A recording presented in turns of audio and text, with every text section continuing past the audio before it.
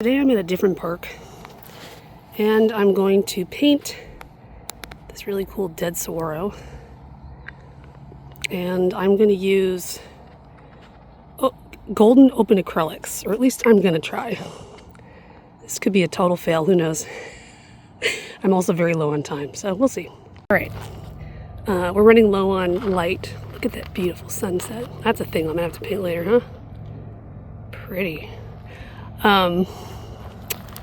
So, the open acrylics, I love these things, by the way. These are great paints.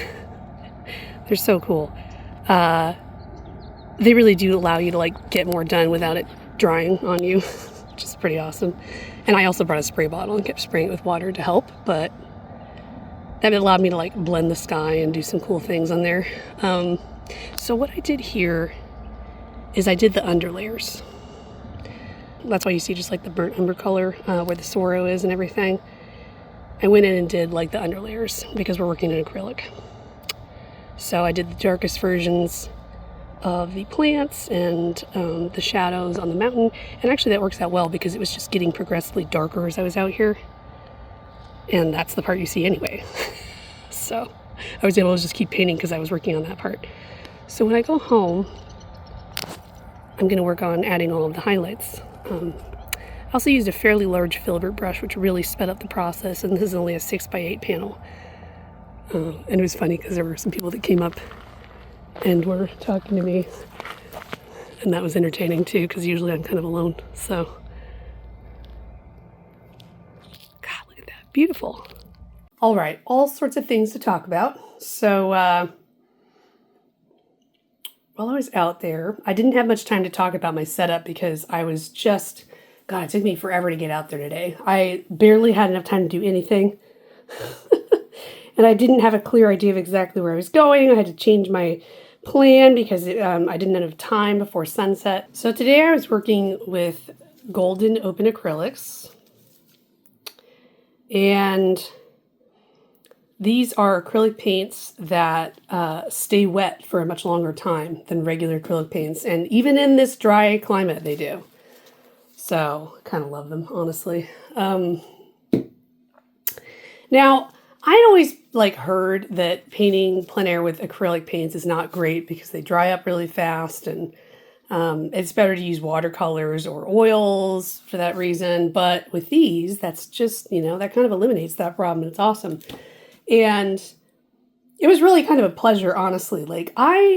I like acrylic paint, but I've always been really frustrated with how fast it dries. And that's always something that's made me not want to use it, because I would get so annoyed with I would mix up a bunch of paint and then it would just dry out. Before I was done using it, and it was just, ugh. I used to get so mad and it'd be getting a skin the entire time. It just drive me crazy. And so I have those Turner acrylic gouache paints, and they drive me nuts for that exact reason. They just dry so quickly, and they just become completely hard, and that's it, and they're useless. It's part of the reason I like using acrylic inks, because they tend to take a while to dry up. But these are cool because they also take a long time to dry up. So I used this little palette today for my paint. A lot of people use these for gouache. But I had always intended to use it for acrylic paint and just never gotten a chance to really actually try it. So here it is. I was just using this to put the paints in and to mix them. And it was nice because it was the right size to just hold in my hand. And then I also had just a distilled water spray bottle that I use all the time. And I was just keeping them spritzed so that they wouldn't develop a skin. I'm spritzing it again right now. And it worked great. Did not have any problems. And actually, you can see how well this stuff works, because even on here, any of the areas that were thicker, right here, are still wet. And it's been hours. I mean, it's late. It's 11. And I left there at 7. So it's been 4 hours. And some of this is still wet. So the key to this stuff is the thinner the layer it is, the more likely it will actually dry quickly. And then if it's a thick layer, it'll stay wet for a long time. So I also, I painted most of this with this fairly large filbert brush, which worked really well. I actually didn't even need to use another brush the entire time for what I was doing. So, and that allowed me to cover a large area quickly. And you can see in the sky, I had a lot of opportunity to play around and blend, and I really like the way it looks. So, my mission now is to try and create a finished painting. I'm going to start painting some highlight layers on top. And this is a lot like working with oil paint, where you're just painting wet paint on top of wet paint if you're doing it this way. And so you just have to have a thick enough layer of paint and just kind of accept that some of it might mix together. This is fun though. And honestly, like, this kind of thing is kind of, acrylic paint is where I started. It's the paint that I've been working with the longest, and I feel very comfortable with it, and it's very natural to me, and I don't really have to spend a lot of time thinking about what I'm doing because I just know how it works.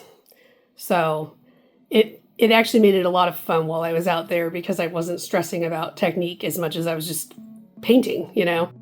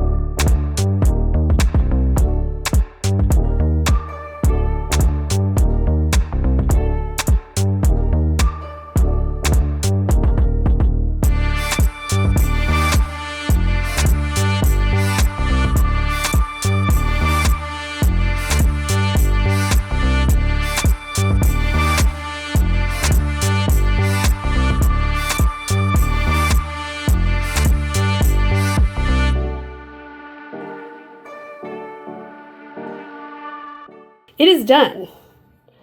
I really like that one, and it was really hard not to just like overdo it right and left. I'm telling you. At the end there, I ran into some things where I was starting to kind of like add too much stuff, and it was looking weird. So it was when I was starting to add things in here, and so I kind of like wiped it away. I was like, ugh, I don't want to mess it up. So I left it alone. But generally, I like this. That was a lot of fun. I ended up spending a lot of time on this just because I just liked it. That wasn't really the plan at first. I was just going to do like a simple kind of painting and make it look good enough and be done with it. But I just ended up really liking it, so I just kept going. I had the most fun doing this part right here. I think you can tell. So now you can kind of see up close. I painted this on an easel because, you know, painting flat for days and days and days is just really bad for your neck and back. Not a good plan.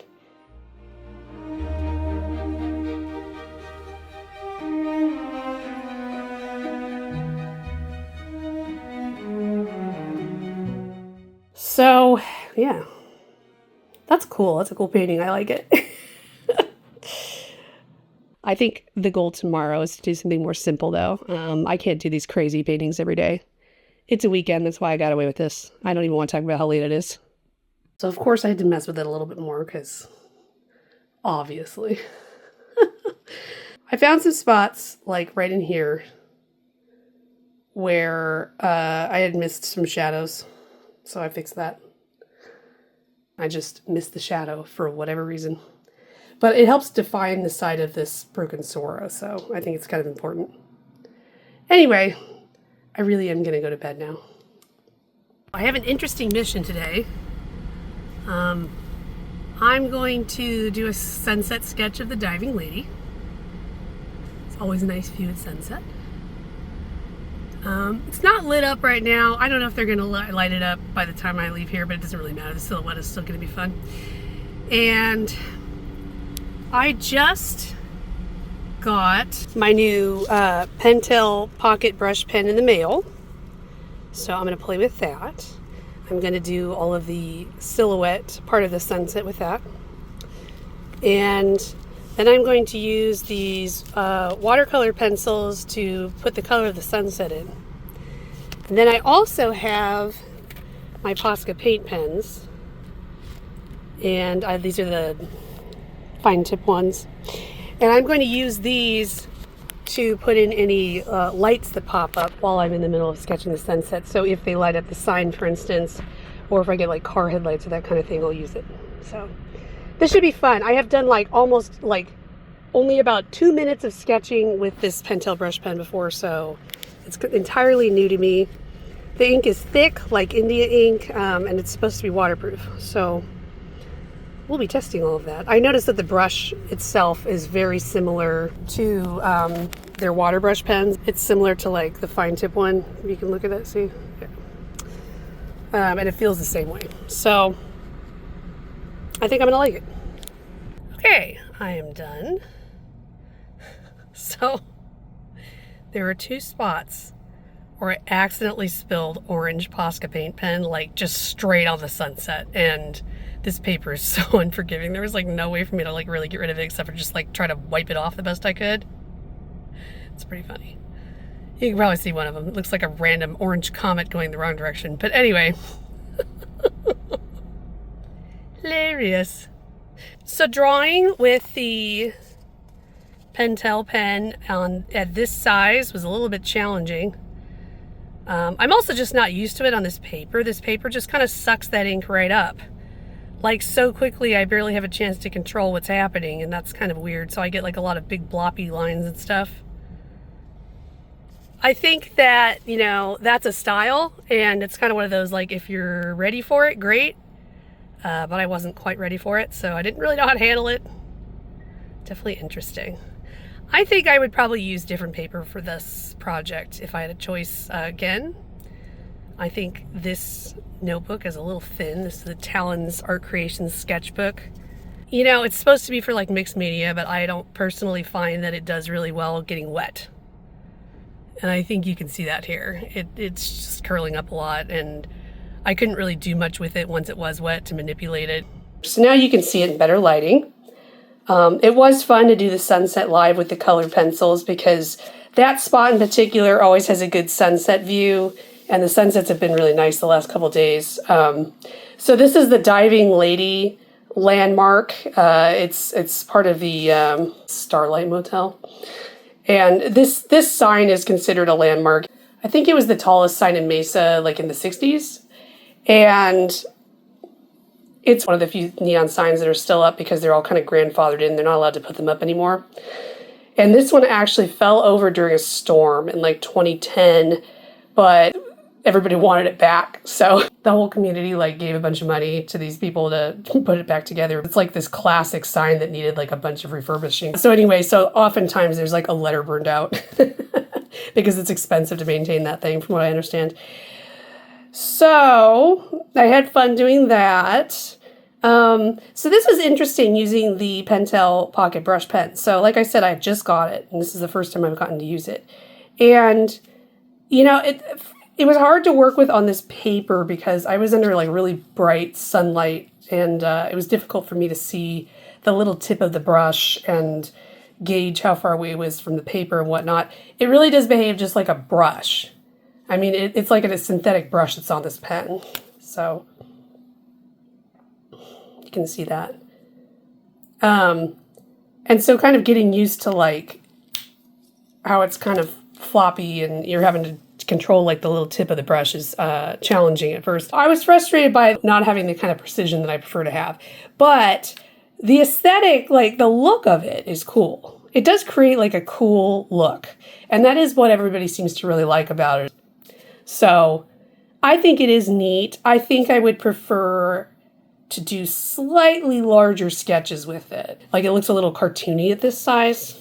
So I think if I was doing it like in my other notebook that's like a 5x8 basically, I think I might be a little happier with the results. So, but this is fun, and I did like this, and this was a nice like simple one to do. The other thing that was interesting, kind of surprising, was that my Posca paint pens, like, I don't know if it's the paper or the ink, to be fair. It could be this paper, because I really think this paper has like almost no sizing in it whatsoever. But it was like when I used the Posca paint pen over the black ink, it was like it just disappeared. Like what I had to do to get like these light blues to show up, for instance, was I had to actually paint a layer of white, wait for that to dry, and then paint my paint pen on top of it. Which is interesting because earlier in the month, I did a whole drawing with Posca paint pens on black paper and it was just fine. Like nothing was like disappearing on there. So I don't know if like the ink was reacting with it or if it was just soaking into the paper the right way. I don't know, it was weird. So my plan tomorrow is I'm thinking that I'm probably going to go back out to the Superstitions. Not 100% on that, but it's supposed to be like a few degrees cooler than it was like a few days ago. So it's going to be like 98 or something. I want to do more nature. I haven't decided yet if it's going to be in like acrylic paint or in pens. I think I'm either going for acrylic paint or I'm going for my Pitt pens and like maybe watercolor pencils. So I'm trying to decide. I did a lot of watercolor earlier in the month. Okay, today I'm back out at the Superstitions again. If you look over there, that's the tip of Weaver's needle. It's pretty big, actually. I've hiked around it. It's much larger than it appears from here. So I'm going to paint this rock formation over here. I always thought this thing was cool. I don't know if it has like a name or something. Maybe it does. But I liked all the saguaros and the way it's framed. I've got my easel here. Took me ages to get it set up. I'm just having one of those days where I'm like not coordinated. You know how that goes. And I'm not sure what the lighting's going to do, so it should be interesting. I'm going to take a lot of pictures and do what I can. Okay, this is where I made it to. I will finish it at home. Obviously there's some highlights to add. See, that's the view. So, right as I was moving, I apparently had a teddy bear choya stuck to my foot, and I kicked it right into my shin, or rather my calf. So, that's a thing I get to deal with now. It hurts. It's not fun. Good thing I have a lot of pain tolerance. There you go. There's the little needle. It's in my calf. It was not fun. But, you know, at least it wasn't those little tiny ones. The big ones are actually easier to deal with. I felt another thing poke me in the shin, and I look, and I've just been walking around with a chunk of this on my foot. I'm wearing, like, desert hiking boots, so it's not going through to my foot right now, but obviously I'm going to have to figure out how to get it off of my shoe before I get in the car. It's just hilarious. Look at that thing. It's gnarly. Yeah. Probably going to go find a rock, I guess. It's just funny. Okay, I'm back home, and I'm ready to get back to work on this. I had an interesting time while I was out there with a couple things. One of them was that, like, some of the stuff in the rocks wasn't dry yet, so when I was trying to add more layers, it was kind of all blending together, which is not really what I intended. So I should be able to fix that now that everything's dry, or like most of the things are dry. Yeah, and there was like more like red in the rocks, and I couldn't really decide what red, and I kind of got distracted by other things, so that kind of sat. I also feel like this gradient could use a little work. The change from blue to like that kind of titanium buff color is a little abrupt. So I'm going to work on that a little bit. Then I'm going to get to the plants. So this saguaro needs some ribs. Doesn't have anything right now. And that saguaro needs some highlights.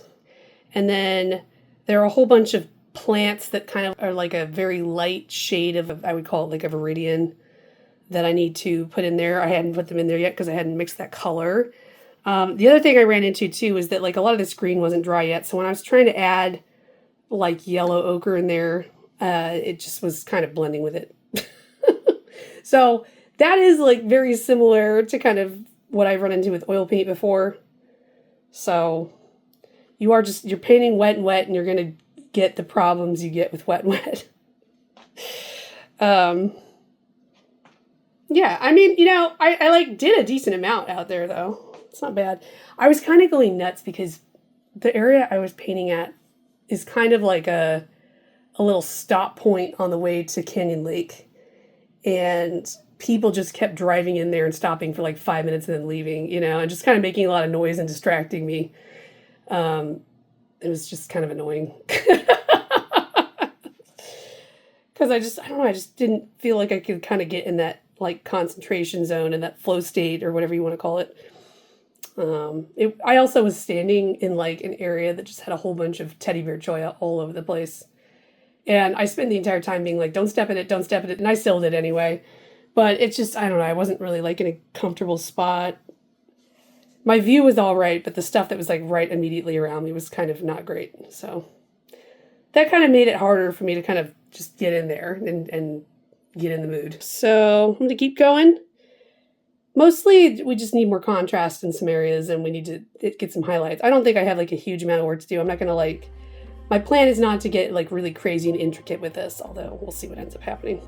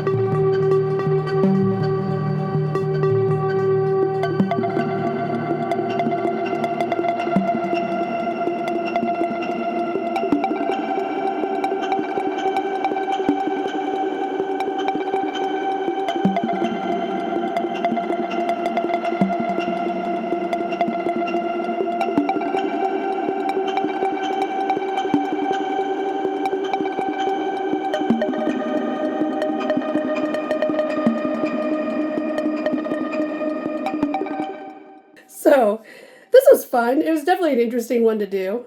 Yeah. I think the swirl turned out about what I wanted it to look like, so that's kind of fun. I like this little swirl over here too. I like the mountains in the background. It's not bad for something that I had like one day to do. I really played around with that sky a lot. I like the way it ended up. Wasn't easy. The area that I was looking at of the sky was like, the sun was setting farther to the south. So it was like, the sun was like kind of in the southwest. And this is probably like more like the northwest direction that I'm facing here. So that kind of gives you an idea of what was going on there. I mean, I think this painting looks a lot prettier than exactly where I was standing. Like, this area back here really was that pretty, but this area up here probably looks nicer in the painting. Yeah, a little rough. I had fun doing that. I'm really tired though. This took a long time. And so tomorrow I'm really going to probably do something much smaller and just kind of have a nice, fun, like urban sketching kind of a situation, I think.